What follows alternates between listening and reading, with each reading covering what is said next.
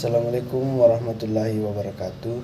Perkenalkan, nama saya Muhammad Ifal, NIM 210601602013, Prodi D4 Teknik Sipil Bangunan Gedung kelas A.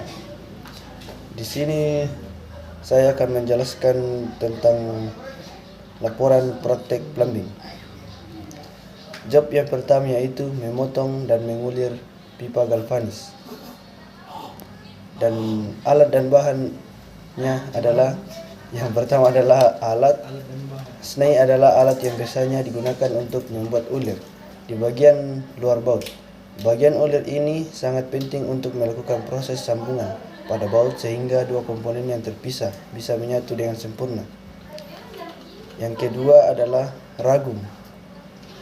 Ragum adalah alat yang berguna untuk menjepit pipa yang akan dikerjakan, terutama pipa yang akan dilakukan proses snai atau ulir. Ketiga adalah pipa cutter. Pipa cutter adalah jenis alat yang digunakan oleh tukang pipa untuk memotong pipa. Selain menghasilkan potongan yang bersih, alat ini seringkali merupakan cara yang lebih cepat, lebih bersih, dan lebih nyaman untuk memotong pipa daripada menggunakan gergaji. Yang keempat adalah pipa galvanis. Pipa galvanis adalah sebuah pipa yang terbuat dari besi atau seng yang telah melalui proses galvanisasi atau metode. Pipa tersebut akan dicelupkan ke dalam seng cair yang akan berfungsi sebagai pelindung dari permukaan pipa. Pipa galvanis dapat melindungi kabel listrik dari kerusakan dan koros. Kemudian langkah kerja. Yang pertama adalah menyiapkan alat dan bahan, kemudian mengatur alat snai sebelum memasukkan ke dalam pipa galvanis dengan aturan sesuai ukuran pipa yang akan digunakan. Yang kedua, memasukkan pipa galvanis ke dalam ragum.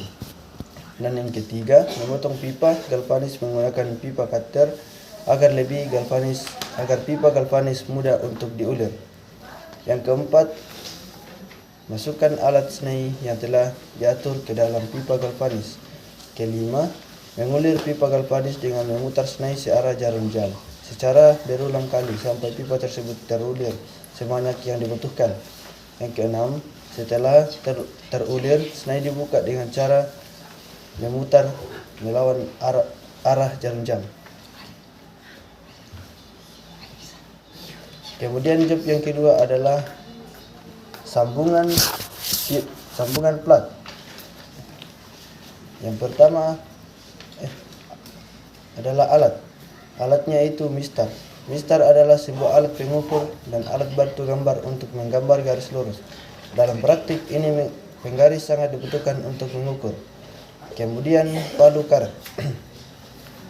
Palu karet adalah salah satu jenis palu yang digunakan tidak untuk memecah suatu benda, namun dengan bahan dasar karet ini perlu digunakan untuk meratakan permukaan yang penyok kembali ke bentuk semulanya, sehingga permukaan benda yang penyok dan minim rusak meskipun ditempa berkali-kali. Kemudian alatnya adalah yang pertama gunting seng. Gunting seng adalah gunting yang digunakan untuk memotong plat yang digerakkan secara manual. Alat ini memiliki keterbatasan dalam kerjanya. Umumnya, mereka hanya mampu memotong plat dengan ketebalan kurang dari 0,08 mm. Kemudian alat yang kedua adalah palu besi. Palu besi merupakan salah satu jenis palu. Karena berbahan besi, maka palu ini sangatlah kuat, yang dimana palu ini biasanya digunakan untuk memukul paku. Kemudian alat selanjutnya adalah alat pelipat atau bending plat. Merupakan salah satu alat yang dimana alat ini digunakan untuk melipat atau menekuk plat. Mesin ini membentuk sudut yang telah ditentukan dengan menjepit benda kerja. Kemudian ceter punch atau alat penanda titik bor, memberikan tekanan pada permukaan agar lebih mudah ketika mengebor. Kemudian adalah bahan. Bahan yang pertama adalah plat baja. Merupakan komponen yang sangat sering digunakan dalam industri, terutama dalam industri otomotif, industri perkapalan, alat transportasi, alat rumah tangga, bahkan keperluan bangunan lainnya. Kemudian bahan selanjutnya adalah kawat. Kawat merupakan benda yang umumnya berbentuk bulat yang terbuat dari logam dengan berdiameter ukuran diameter. Kemudian paku keling. Paku keling merupakan jenis paku dari logam, terdiri dari kepala dan batang. Langkah kerja: siapkan alat dan bahan sesuai yang diperlukan, lalu mengukur dan menandai plat sesuai ukuran yang diperlukan. Kedua, tumpuk kedua sisi dari plat tersebut, kemudian lubangi menggunakan center punch. Kemudian paku keling pada lubang tersebut, lalu bentuk paku keling menggunakan palu. Kemudian lipat plat menggunakan alat pelipat atau bending plat. Lalu sambungkan plat yang sudah tersambung dengan plat yang telah dilipat menggunakan jenis sambungan lipat tunggal. Setelah itu, sambungkan plat berikutnya dengan menggunakan jenis sambungan lipat sudut atas, lalu memasang kawat dengan tujuan membuat sambungan peguat tepi. Kemudian kawat telah terpasang, maka sambungan plat telah selesai. Kemudian job ketiga, membuat talang dengan ukuran 8x8. Alatnya yang pertama adalah mistar. Mistar adalah sebuah alat pengukur dan alat bantu gambar untuk menggambar garis lurus. Kemudian palu karet. Palu karet adalah merupakan salah satu jenis palu yang digunakan tidak untuk memecah suatu benda. Namun dengan bahan dasar karet ini, palu karet digunakan untuk meletakkan permukaan yang penyok kembali ke bentuk semulanya. Alat yang pertama adalah gunting seng. Adalah gunting yang digunakan untuk memotong plat, digerakkan secara manual. Alat ini memiliki keterbatasan dalam kerjanya. Umumnya mereka hanya mampu memotong plat dengan ketebalan kurang dari 0,8 mm. Kemudian palu. Palu besi merupakan salah satu jenis palu karena berbahan besi, maka palu ini sangatlah kuat, yang dimana palu ini biasanya digunakan untuk memukul paku. Kemudian alat pelipat atau bending plat merupakan salah satu alat yang dimana alat ini digunakan untuk melipat atau menekuk plat. Kemudian center punch atau alat penanda titik bor memberikan tekanan pada permukaan agar lebih mudah ketika mengebor. Kemudian pensil. Pensil merupakan alat yang digunakan untuk membuat tanda dan juga menggambar di atas plat. Kemudian adalah bahan. Bahan yang pertama adalah plat baja, merupakan komponen yang sangat sering digunakan dalam industri, terutama dalam industri otomotif, industri perkapalan, dan alat transportasi. Kemudian paku keling, merupakan jenis dari logam, terdiri dari kepala dan batang. Paku keling merupakan salah satu jenis paku yang bentuknya berbeda dengan paku bentuk lainnya. Paku ini sangat cocok untuk digunakan dalam konstruksi yang berat atau ringan. Langkah kerja: siapkan alat dan bahan sesuai yang diperlukan. Kemudian mengukur dan menggambar ukuran talang, menggunting atau memotong alat BJLS sesuai apa yang telah digambarkan.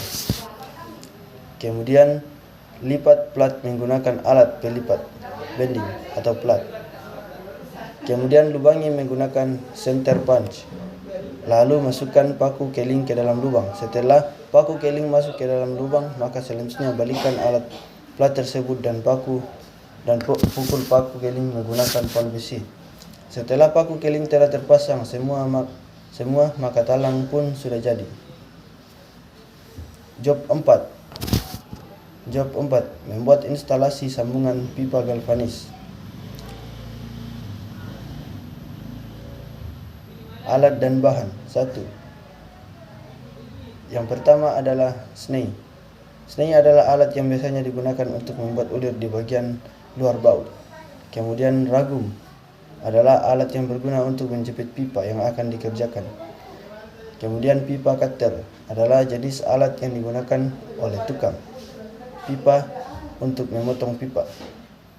Kemudian pipa galvanis adalah sebuah pipa yang terbuat dari besi atau seng yang telah melalui proses galvanisasi, atau metode pipa tersebut akan dicelupkan ke dalam seng cair yang akan berfungsi sebagai pelindung dari permukaan pipa. Kemudian bahan, sambungan soket. adalah fitting yang digunakan untuk menghubungkan dua pipa galvanis dengan ukuran yang sama secara langsung. Kemudian, sambungan 90 deck elbow. Sambungan yang satu ini mungkin sering dilihat sebuah sambungan yang menghubungkan dua jalur untuk membelok. Sambungan ini terbagi ke dalam dua sudut, pertama 90 derajat dan 45 derajat. Ketiga, sambungan equality didefinisikan sama ketika ukuran lubang ini sisiran cabang memiliki diameter yang sama. Kemudian union fitting adalah kelengkapan pipa yang berfungsi untuk menciptakan koneksi yang aman dan semi permanen antara dua pipa. Langkah kerja: yang pertama, menyiapkan alat dan bahan, kemudian memasukkan pipa galvanis ke ragum, dan yang ketiga, mengatur lalu memasukkan snai ke dalam pipa galvanis yang telah terpasang pada ragum. Keempat, lalu mulailah mengulir pipa galvanis dengan memutar snai secara arah jarum jam secara berulang kali. Kelima, setelah semua pipa galvanis diulir, satu pipa dengan pipa lainnya disambungkan menggunakan sambungan. Sekian dan terima kasih. Kurang dan lebihnya mohon dimaafkan. Assalamualaikum warahmatullahi wabarakatuh.